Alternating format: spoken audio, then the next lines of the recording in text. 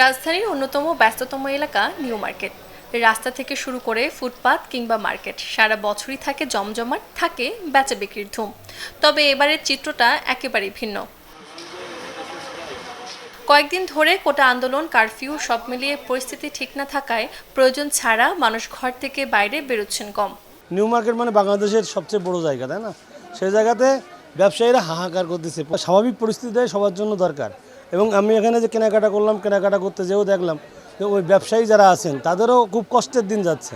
মানে এমনকি ওনারা আমি নিউ মার্কেটে কখনো এরকম দেখি নাই যে ওনারাও একটা প্রোডাক্টের দরদাম করার পরেও শেষ পর্যায়ে সর্বোচ্চ মানে যতটুকু ছেড়ে দিয়ে ওনার একটা ব্যবসা করা যায় কিনা। মার্কেটে অনেক দোকানে বিসমিল্লাহ হয় নাই।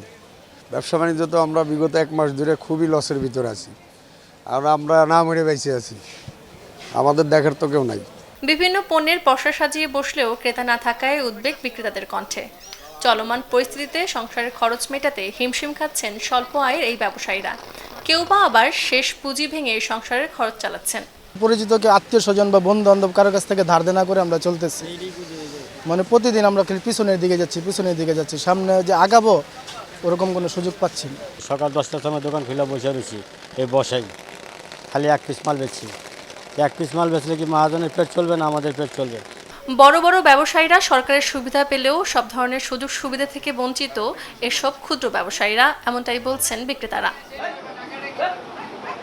পরিস্থিতি স্বাভাবিক হলেই বাড়বে ক্রেতার আনাগোনা। এক্ষেত্রে নিউ মার্কেট ব্যবসায়ীদের প্রত্যাশা প্রশাসন ও সরকারের কাছে দ্রুত সমস্যা সমাধানের। প্রত্যাশা সবার কাছেই, জনগণ হিসাবে, যে এই পরিস্থিতি থেকে সবাই যাতে আমরা বাঁচতে পারি সেটার একটা সমাধান দেওয়া উচিত। দেশের পরিস্থিতি স্বাভাবিক হয়ে যাক, আমরা কাজকর্ম ব্যবসা বাণিজ্য করে শান্তিভাবে চলতে, সুন্দরভাবে যেন চলাফেরা করতে পারি, আমরা এটাই চাই, আমাদের কাম্য এটাই। সূচনা হাসান, চ্যানেল 24, ঢাকা।